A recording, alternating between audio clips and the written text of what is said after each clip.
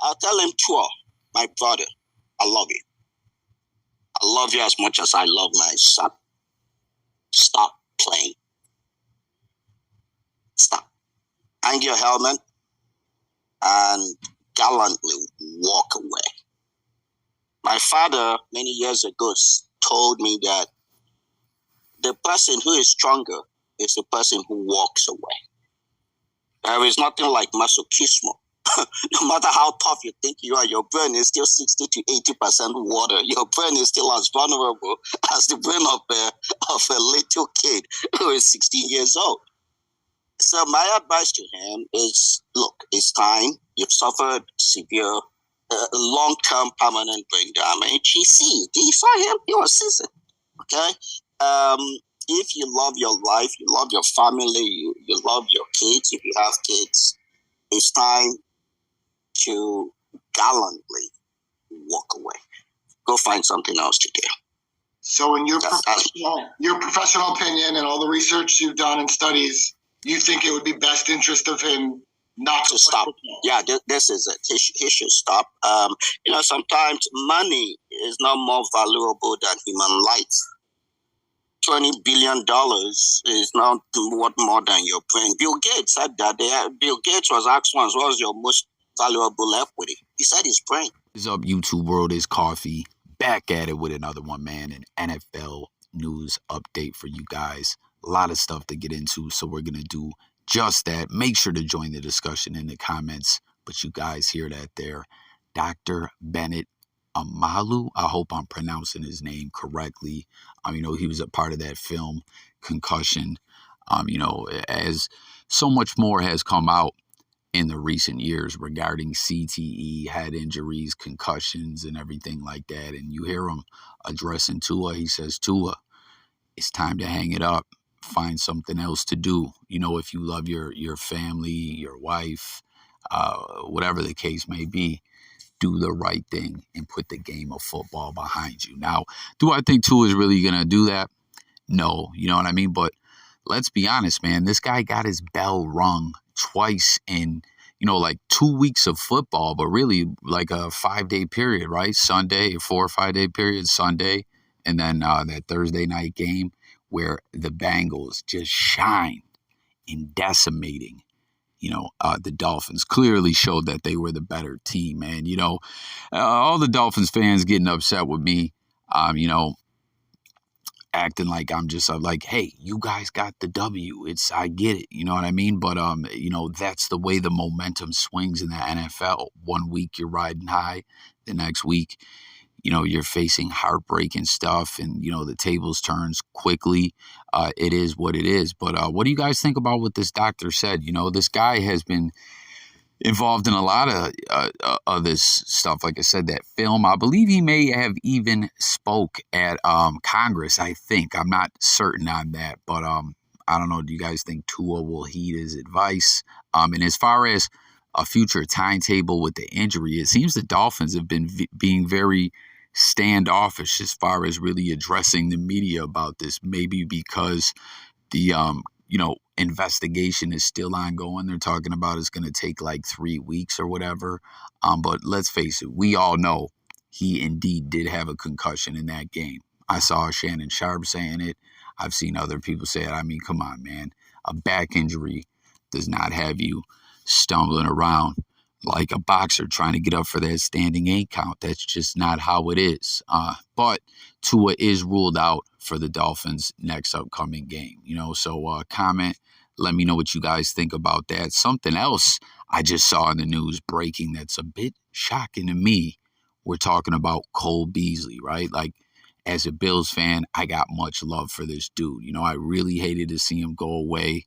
A lot of what happened, is unclear, but I truly believe it has to do with Cole Beasley speaking his mind. He flat out said that things may get rough for him with the league, and they did. But as we know, he ends up signing with Tampa Bay like a week or two ago, plays 1 game, I think had targeted 4 times, 1 or 2 receptions. And then we're hearing the big update, because that he might end up with the Giants, like I stated in that video, because, the Giants head coach, Brian DeBall, formerly the Bills offensive coordinator, he snatched up a lot of guys that used to play with the Bills. You know, it's like the Bills giant talent exchange. A lot of what we used to see with the Bills and the Panthers because of McDermott, you know, formerly being affiliated with the Panthers. But the word was, the scenario that we were hearing was he may end up with the Giants because when Tampa signed him, they signed him to the practice squad, bumped him up to the active roster, and then we were hearing he was going to go back down to the practice squad where the Giants were going to try to snatch him up. There was also other reports that his former team, the Cowboys, wanted him. But at the end of the day, none of it matters because Beasley has announced that's it. At the age of 33, he's done. He's retiring. You know, he wants to enjoy life with his family. You know, at the end of the day, good for him. You know, when all that was going on and he was speaking his mind, you know, getting into it on Twitter with everyone when speaking about the treatment and other things like that, he flat out said, you know, when speaking about that, he wasn't afraid to hold his tongue, you know, that he, you know, wasn't worried if he got blackballed out the league. He flat out said that he was financially set for life. You know, that's why he would say things other guys were afraid to. So, I don't know. You know, he's set. He's got that bag. Good for Cole. Shocking to me a bit. You know, I thought this guy still had a lot of football left. You know, as I stated, I thought he put in a lot of work helping get the Bills to where we are today. It's a shame, again, you know, that he's not with us because, you know, we got that Super Bowl ring coming. But I don't know. Cole's done. He retires. Let me know what you guys think.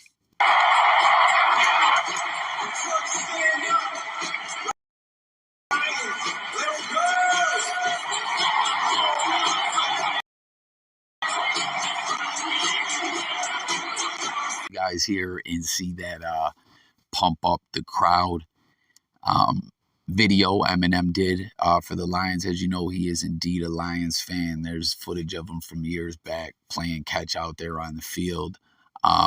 You know, he showed up at Hard Knocks with Mr. Porter and kicked it with the Dolphins and everything like that. But I don't know. I thought that's pretty cool, pretty dope. You hear the Eminem music playing in the background and everything. But at the end of the day, their most recent game, they ended up losing to the Seahawks by 3, 48-45. High-scoring affair, high-scoring game. And Detroit sits at 1-3, last in the NFC North. But, I mean, you know, at the end of the day, it's about wins and losses. It ain't about how good you look. But the Lions have played pretty good. You know, they're one of the best, worst teams in the standings right now. Not that that means anything, but I don't know. I think these guys could turn it around. It's early. Let me know what y'all think. Obviously, I'm frustrated with the fact that we're 1-3. I mean, that's it though.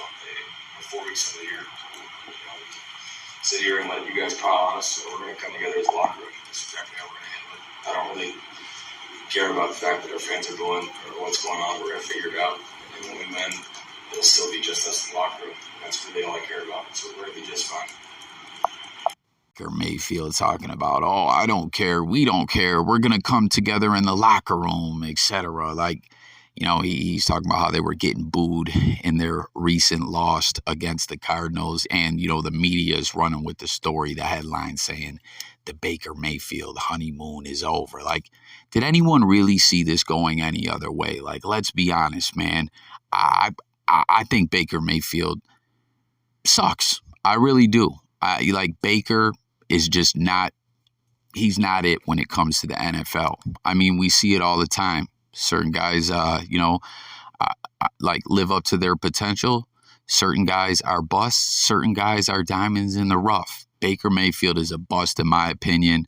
I mean, listen, feel how you want about Deshaun Watson, you know, who's still sitting out that suspension and everything. But there's a reason the Browns were willing to put up that kind of money to try to get Deshaun to come to their team, you know, as he had that whole stalemate situation going on with the Texans. Like, they suck. They need a quarterback. You know what I mean? It got so ugly last year. OBJ's dad had to tap in. You know, like, Baker's just not that dude. I I don't really know if anyone was buying that he was gonna be in Carolina. And as we know, their backup situation ain't much better neither. They got another bust. Seriously, guys, Baker's not that dude. And, being a Bills fan, I always put it out there. It's so crazy to see the tables turn the way everyone looked at like Josh Allen, like he wasn't going to be able to do his thing in the NFL, and Baker was the guy. Come on, y'all. Speaking of my Buffalo Bills, closing out the news here, a couple little things to touch on with my Bills. First up, we have added a wide receiver to the practice squad, Jaquari Robertson. I'm not really familiar with him. You guys let me know if you are. Crowder got hurt, broke his ankle during the game. A lot of people have been debating, what we should do, if we should add other free agents or whatever. As we got bit a bit by the injury bug, as we've been highlighting on the channel. Most notably on defense in the secondary and everything like that. But you'll see also there was a lot of people, or not a lot of people, but it was a little trending discussion going on in Bill's Twitter if anyone would be open to bringing back Smoke, John Brown. Man, I swear when Smoke left the team, I hated seeing it happen that we cut him. He was amazing with the Bills, but then, injury happened. I really thought Diggs' first year with the Bills, Smoke was going to, Diggs ended up being the best receiver in the league that year statistically and everything. But I thought Smoke was going to benefit off that big time, but he ended up being out most of the year, being on the list for that sickness. And then, when he didn't have the sickness, he had an injury. So it was a shame to see him go, but he hasn't really done anything since then. Ended up being with the Raiders, asking to be released, a short little stint with the Buccaneers. It is what it is. Comment, guys. What do you think? Would you be open to him coming back, or do you say nah? Do you think, we really need to add more wide receiver depth? What do you think about this guy we signed to the practice squad? And another big discussion too you see going on is the NFL, was asking, who do you think is the top defense? You know what I'm saying? After Bills coming off that big win against the Ravens. Check out my video that I did on that, guys. But it wasn't the prettiest game, but our defense really did their thing. We had those 2 interceptions by Poyer. And another big story hitting too is this guy from the defensive line, Prince Emeli, I hope I'm saying his name correctly, who had got his hands up and tipped that pass that Poyer ended up picking off around midfield.